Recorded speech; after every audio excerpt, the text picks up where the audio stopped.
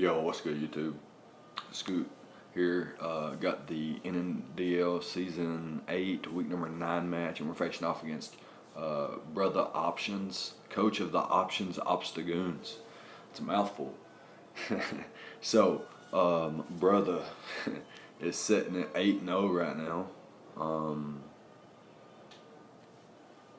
Like plus 29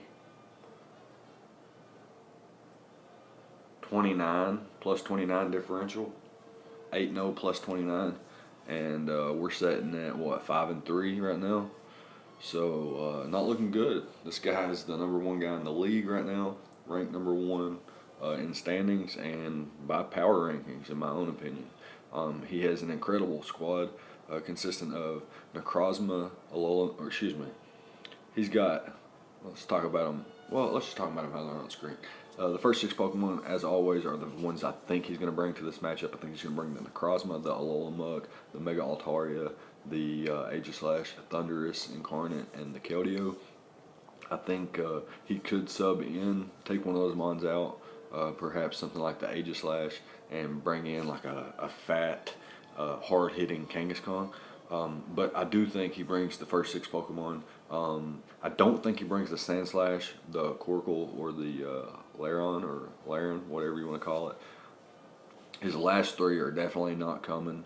The Kangaskhan, the Tangrowth, and the Ninjask, they could come, especially the Ninjask, because it does give him a way to outpace my Alakazam.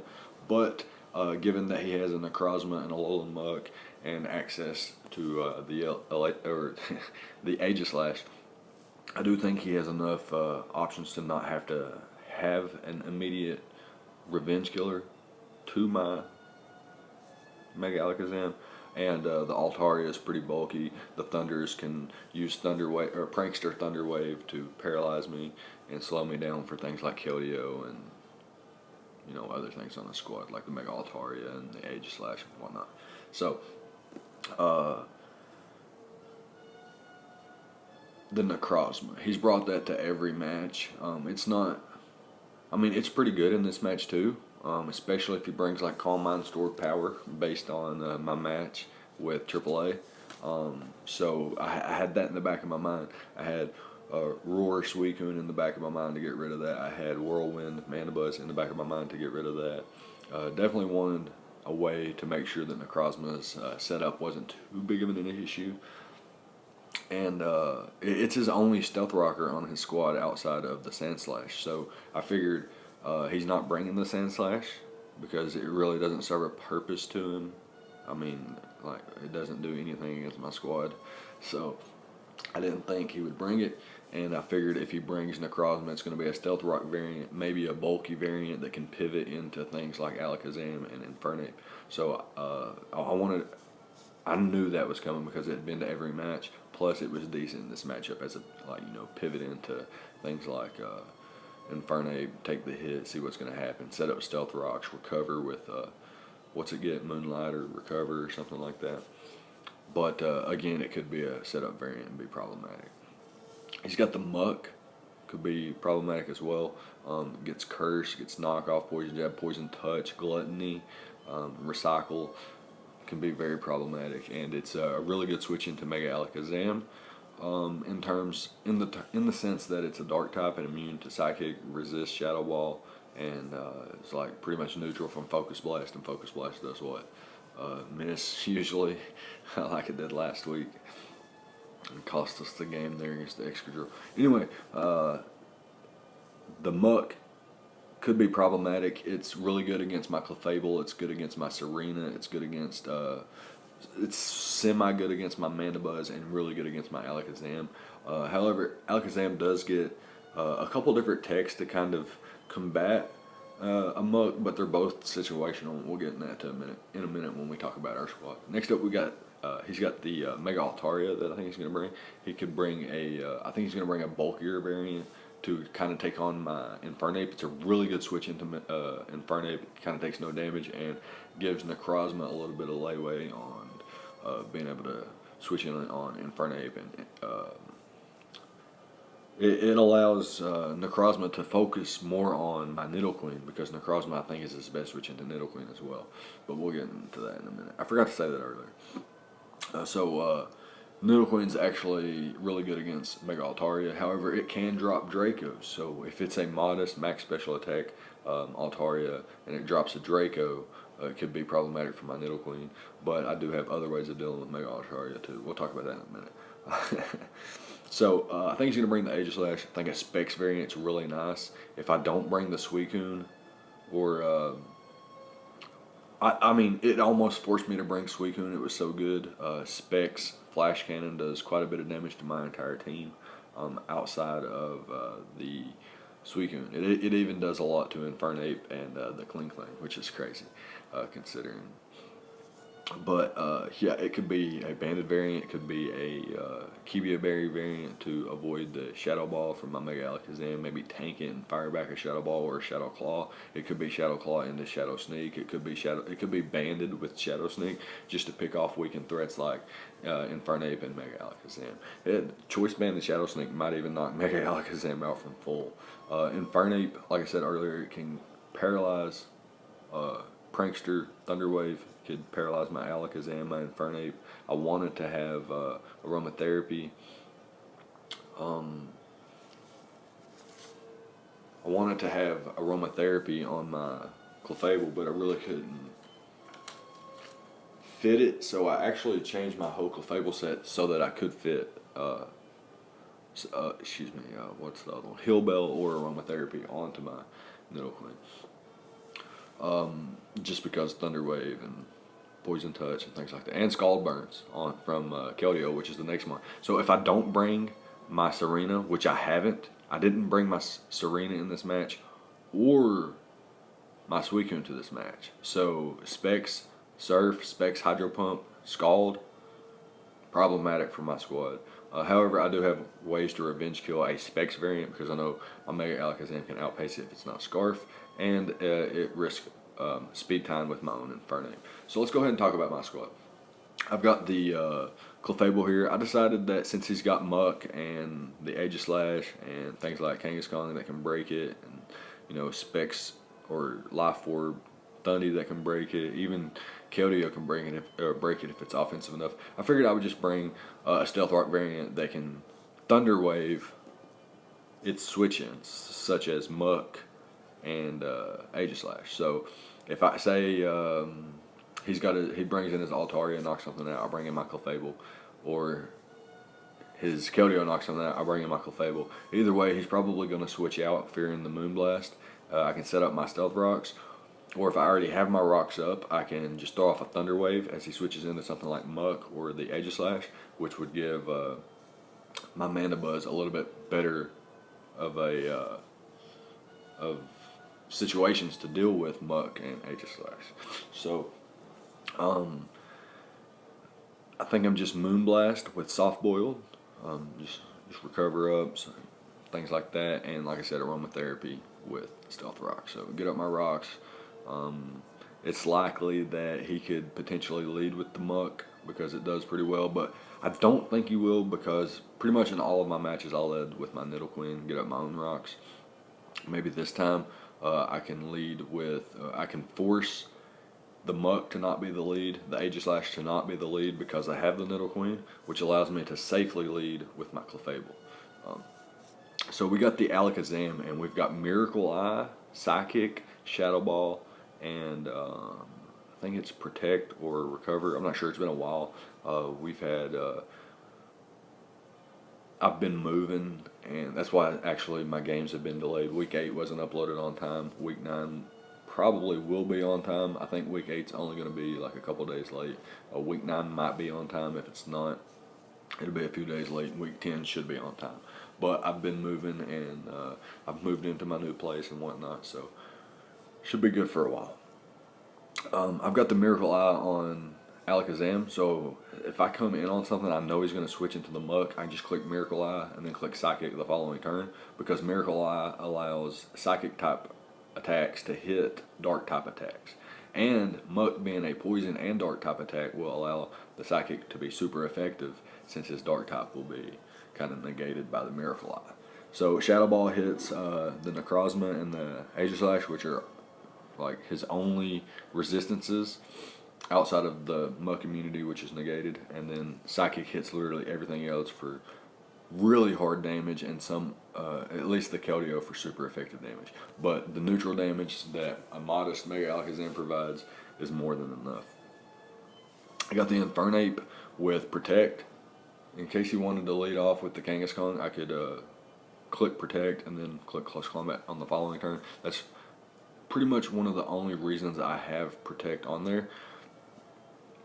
And I've got the Close Combat and the Mach Punch to hit, say if I were to, I'm sashed, so if I were to Speed Tie and it doesn't matter because the Keldeo can't knock me out because of my Focus Sash. If I was to bring it down really low, put it in Mach Punch range, I could chip it off on the following turn, which is really good. I think I got the Flamethrower on there as well for the Aegislash and the Tangrowth. Just wanted to be able to hit those for some kind of damage. It also hits the Necrozma for neutral damage, which is really nice for me. And for Mana Buzz, I think we have a Taunt variant with Foul Play, Brave Bird, and the Roost.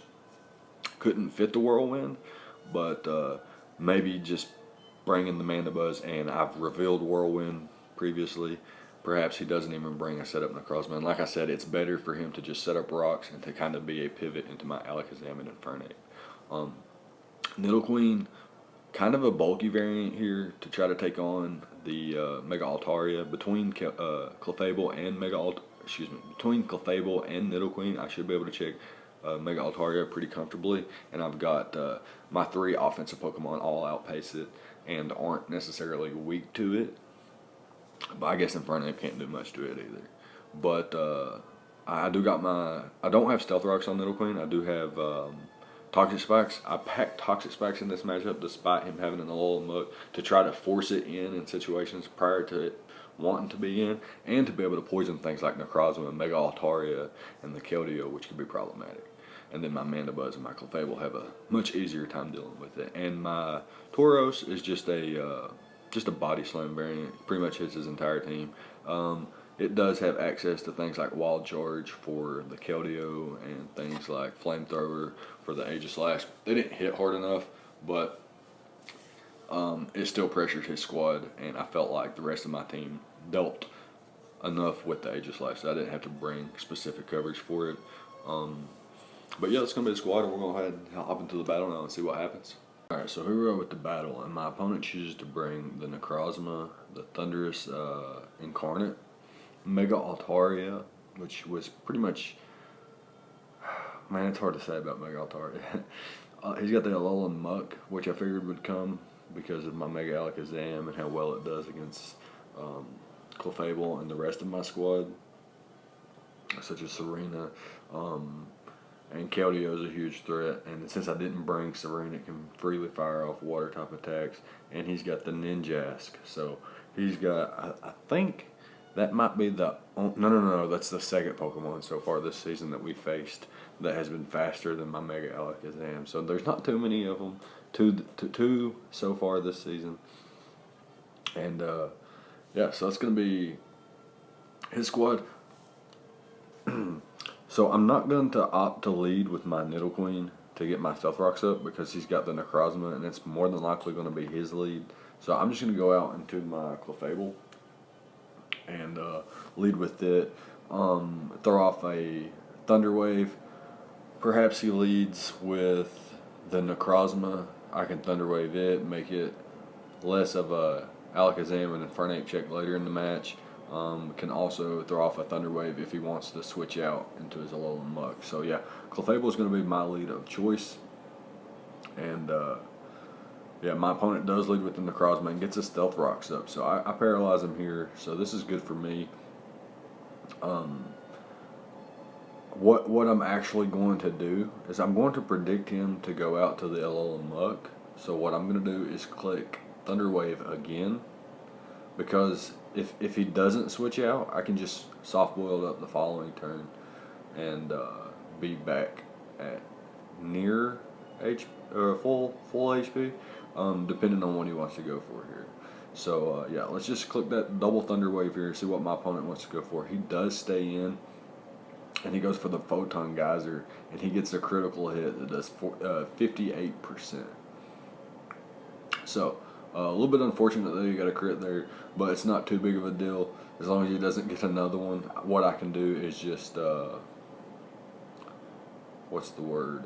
Recover up, soft boiled up here. So that's what I'm going to do. I'm just going to click soft boiled up here and get my health back and see what he wants to do. He actually switches out, so this is great for me as I'm going to be back at full health with my leftovers intact. So it's going to be great for me because Keldeo and Mega Altaria are still huge threats. Even the Thunderous could be problematic. So keeping Clefable around as long as possible is one of the more important things. So yeah, like I said, I'm just going to soft boil it up here, but I clicked the aromatherapy by accident. So I had, I think I've only my I think 2 grass moves this season outside of Solar Beam on Infernape have been aromatherapy and synthesis, and maybe like Drop Kick on the Serena. But aromatherapy and synthesis, I seen the grass type attack and I was thinking synthesis, so I clicked aromatherapy thinking I would get my health back, and that's not going to be the case, as the soothing aroma wafted, is that right? Wafted through the air, but it failed. So here I am facing a muck at half HP on turn 3. Very terrible start to the match for me. But we're not going to let that get us down. We're going to play aggressive from here on out. So our first aggressive play is going to actually be to stay in versus this muck. We're going to soft boil it up. Unfortunately, this does cost us our item, so we're no longer the best check to things like Mega Altaria and Keldeo, and even the Thunderous probably 2-hit KO now. So it's a little bit problematic, but I am going to be able to Thunder Wave the Alolan Muck, which is really nice for me. So the only difference here is I would have, with the misclick, would be that the Muck wouldn't be paralyzed, and the Clefable would have its item. So we'll talk about that if it comes into play later. So I'm going to hard switch into my Nidoqueen, as like I said, I got to play aggressive here, and he does get fully paralyzed here, but I don't care at this point because I'm so far in the back. So I'm just going to get my rocks up and then go out into Clefable here on the Keldeo, and he does 39%. And here's where you're going to see where had I had my leftovers, he wouldn't be able to knock me out from this range, and he would be either forced to switch, or he would take, or if he doesn't switch out, then he risks me clicking Moonblast. So he's either forced to click Surf to try to knock me out there, maybe get a high roll or a crit, or he could taunt me. Brother did say he had taunt on his Keldeo, so he could have taunted me there and prevented me from clicking Recover, but the play was probably to Moonblast anyway to get damage on the Keldeo, and you'll see how that comes into play later on. So depending on what he would have did, so he said he would have taunted me and prevented me from soft boiling up. I'm not sure if he's saying that was the play he would make, or if he's saying that he had taunt to prevent me from recovering. But anyway, so had he taunted, he would have taken a Moonblast, and had he switched out, he would have taken a Moonblast, or something else would have taken a Moonblast, and had he stayed in to click Surf, he wouldn't have knocked me out, and he would have taken a Moonblast. So either way, something was going to take a Moonblast there had I not misclicked. But that's my own fault, nothing that he did or anything like that. Anyways, the Clefable goes down. I bring in my Alakazam immediately, and I'm not playing games. I have to stay aggressive here, and I'm going to click the Miracle Eye. So what that allows is my Mega Alakazam can now hit the Dark type Muck with Psychic type attacks, which hits a Poison type attack without the Dark type intact. So it's super effective. I'm able to 2-hit KO the Muck, and that's really good for me. He brings in the Ninjask here. I'm just going to switch out to my Mana Buzz, see what my opponent wants to go for, as he's just going to U-turn out into his Thunderous. Now here I'm going to make a hard switch into my Nidoqueen. I'm going to stay pretty aggressive here. I'm not going to give up any of my momentum that I'm gaining back. I do have the Payapa Berry, so the Psychic isn't an issue. However, it is a roll to knock me out here, so I'm not going to allow it to just knock me out. I can tank one Thunderbolt here and get rid of his item, which is really nice for me. I think I have the knockoff. Yeah, and not the foul play. So I get rid of his item, the heavy duty boots. So now he can't switch out, and I can revenge kill him with my Mega Alakazam, and hoping that he doesn't have Thunder Wave, which he doesn't reveal, and I am able to knock him out. And he brings in the Ninjask here. He's going to click the Protect here, and I don't really like. I can't come back in on rocks because I'm actually not at 13%. I was at 12 point something, and I would have fainted to rocks. So I do just go down there. Now here's where. So had my opponent clicked Taunt versus my Keldeo, or excuse me, had my Clefable had leftovers, it would have been out of range of Surf, and my opponent would have been left in a position to either click Taunt and prevent me from healing, in which he would have taken a Moonblast, or he could have clicked Surfed and hoped for a crit, in which he would have taken a Moonblast bar no crit, and or he could have just switched out and something else takes a Moonblast, and his Keldeo would be at full. But like I said, he did say he had the Taunt, and I'm not sure if that means that he was going to go for Taunt if I wasn't in range of Surf, but perhaps. So had he taken the time to taunt me and prevent me from healing up, I would have clicked Moonblast, obviously, was my play to get damage on this or whatever he switches into. And then had it taken a Moonblast, it would have been in range of my Body Slam. And then my Tauros would be pretty much at full HP here with the Keldeo going down. And then a paralyzed Necrozma with Ninjask and Altaria in the back. So Keldeo would have been down there, and we would have had a 3v3. But now, since Keldeo wasn't chipped any whatsoever, Tauros goes down to the what is it, Sacred Sword or Secret Sword? I'm not sure. And I'm going to go into my Infernape, risk a speed tie here. I'm going to go straight for the close combat. I'm able to pick off my opponent. I'm not sure if he didn't expect me to go for the close combat or what. I am just going to stay in here and try to get this thing in range of my Nidoqueen, because Nidoqueen is actually looking pretty decent. So I'm pretty glad that I saved it. And he actually gets paralyzed on one turn, which means he takes an extra flamethrower, which means he should be in guaranteed range of Sludge Wave here, and he does drop. So now, granted that I can knock out this Ninjask and the Mega Altaria in one shot, then I still have a chance to win here. So what I'm going to do is go straight for the Sludge Wave, but he reveals the final Gambit. So that's going to be a good game to Brother Options and the Options Obstagoons. A mouthful. The Mega Altaria, I don't think even hit the field. So really good game. Nice quick back and forth. But yeah, that's going to be it. Let me know what you guys think. Leave a like, comment, subscribe, all the good stuff. Brother moves to what, 9-0. We dropped to 5-4. Or no, he moves to 8-0, and we moved to 5-3. So not too bad. Still doing pretty decent, and we've got quite a few more matches. Actually, our schedule only gets harder from here. So yeah, let me know what you guys think. Leave a like, comment, subscribe, all the good stuff, and I'll see you guys next time. Thank you for watching.